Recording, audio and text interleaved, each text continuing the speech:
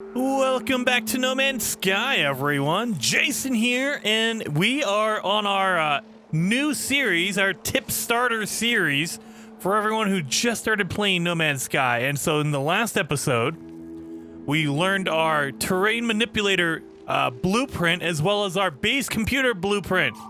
So we are doing good. The thing is, we need to make a terrain manipulator in order to mine copper so we can make our base computer. So let's install the terrain manipulator. We're gonna need carbon nanotubes and 1 dihydrogen jelly. We don't have those yet, but we can probably make them. Let me look. We can't make the jelly, but we might be able to make the carbon nanotubes. There we are. We need 2 of those. And in order to make dihydrogen jelly, you need 50, I believe. No, 40 dihydrogen. So we don't have that yet. But we can look around for that. Let's see where is it at. It's usually around these save beacons, like right here. Boom! Let's get a few of these. We're gonna need 40, and we already have 20, so we only need like 20 some odd more. We should be good. You can also use this for launch fuel and to make life support gel if you want. So it's always good to pick up as much dihydrogen as you can. So now we have 64, so let's make 1 dihydrogen jelly. There you are.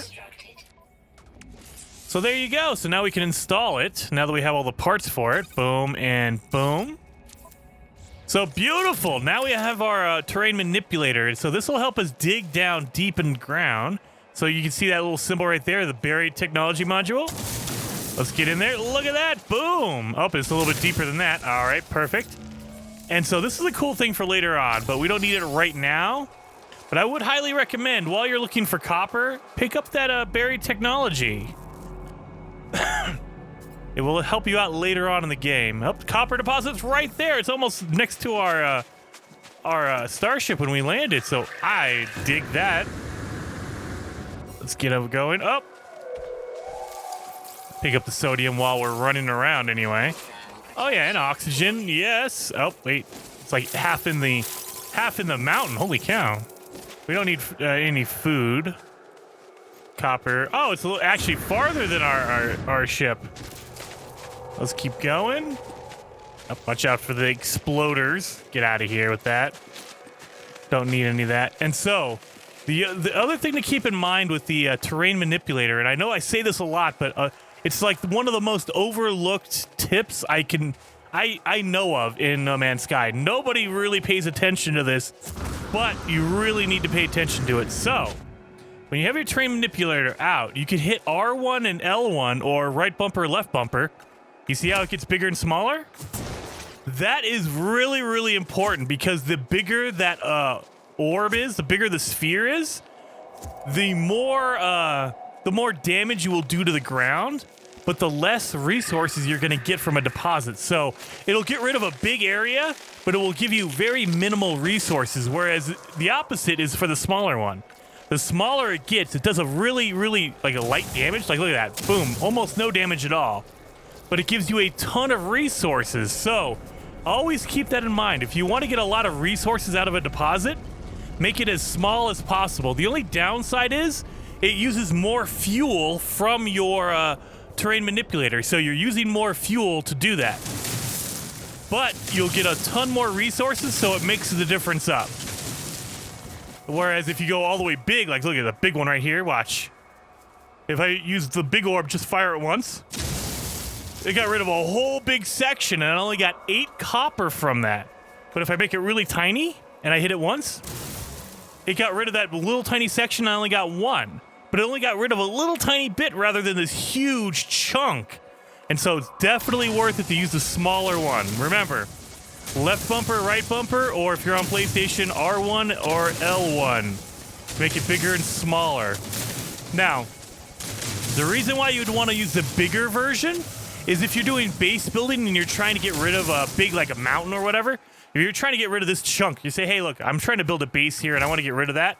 Use the big one because it's really, really fast. You're not really worried about your materials that you're going to get, right? You're just digging up dirt. You don't care about the dirt, right? So if you're trying to do that, then go ahead and use the big one. But if you're trying to get a resource, use the small one. So So let's dig up all of this. We're going to need a lot of copper, so let's pick up as much as we can get. Come on. Nothing? Oh, come on. It's just glitching out on me now. Come on, get in there. Really? It's weird. It's not like hitting that. I'm one of those people that's crazy. I hate leaving a little bit of a resource like that. What the heck? It's not digging it up. Oh, no. Okay, I just get to the right angle, I guess. All right, let's go bigger. All right, now bigger works. Okay, of course. You want me to waste all my resource? I guess we're going bigger because it's not hitting it otherwise. I don't know what's going on. It's bugging out. All right, that's okay. Gotta get all of that copper, all of that goodness. All right, now how much copper did we get? Let's go in here. We got 200 copper, so we're doing really good. So now that we have our copper, we need to refine it into chromatic metal. And so let's find a good place. I'll always pick up that sodium while I'm here. Oh, let's refill our hazard protection while we're here. That way I don't get too cold. The other thing you'll notice is whenever I have my terrain manipulator out and I try to do the shoulder boost, that's how you know, because you have to hit the right bumper in order to punch, right? But if you hit the right bumper, it also makes your terrain manipulator bigger and bigger. So keep that in mind. If you're doing a lot of shoulder boosting and you have your terrain manipulator out, it's going to get bigger and bigger. So just keep that in mind. Let's put it right here. All right, so I have my portable refiner. Pop that baby down. And remember, once you get in there, you need to put some fuel in there. We have 100 carbon. We're good. And let's put in our copper, 201.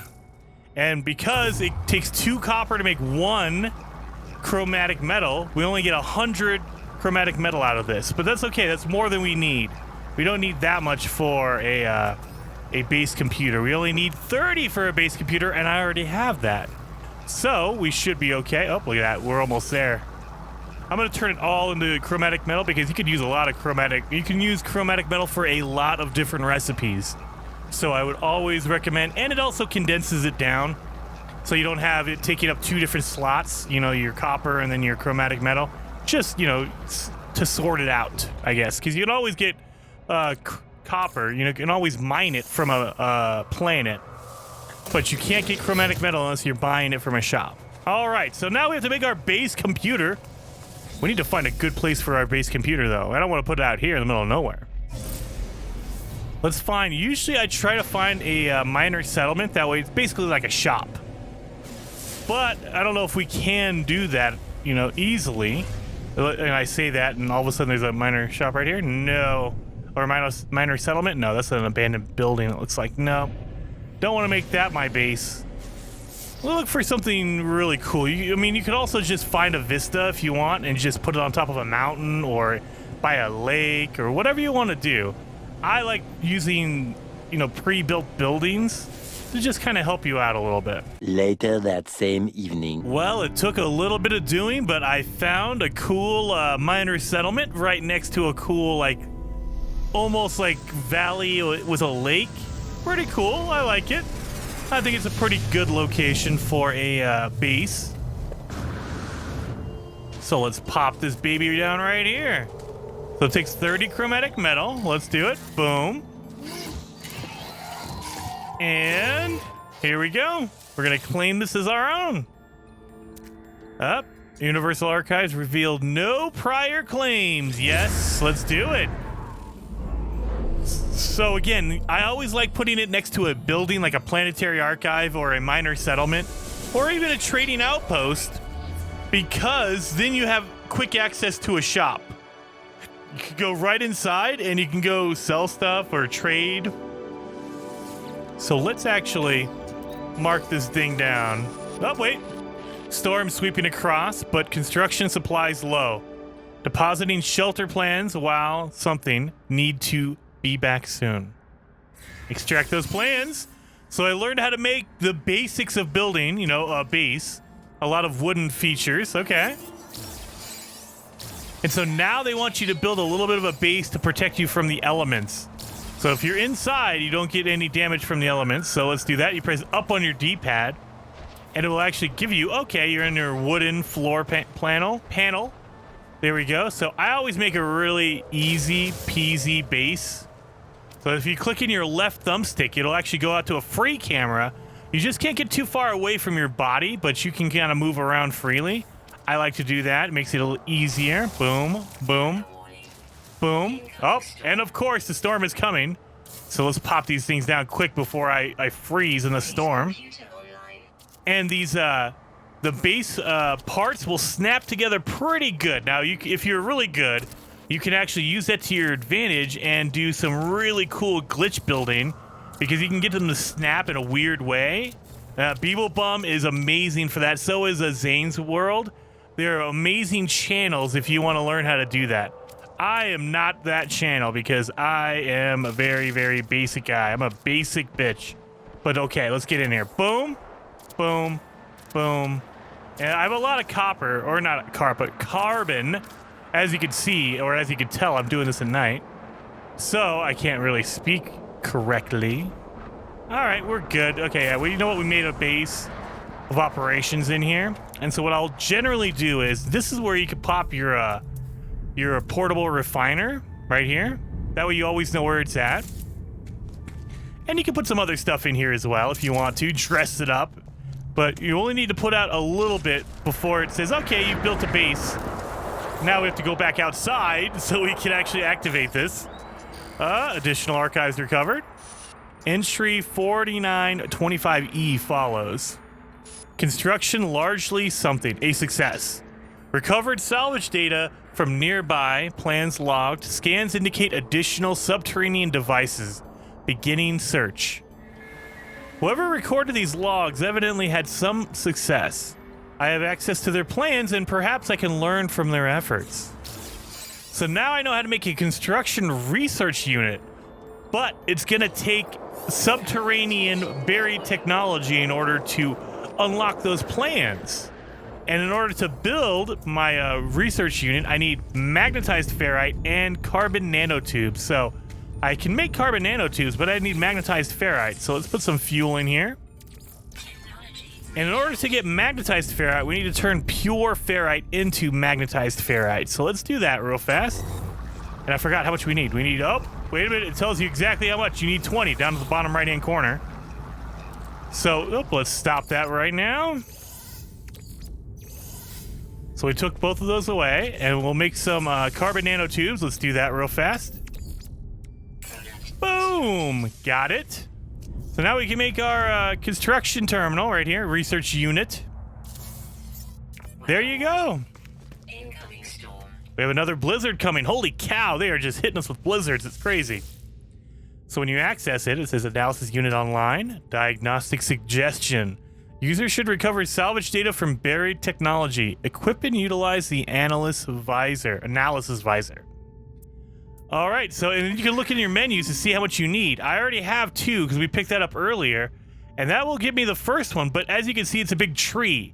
So if I want to unlock a solar panel way down here at the bottom of the tree, I have to unlock everything above it. So I need to unlock the electrical wiring and the biofuel reactor in order to get all the way down to the solar panel.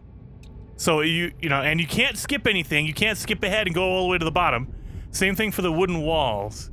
You know, these are your wooden shelters.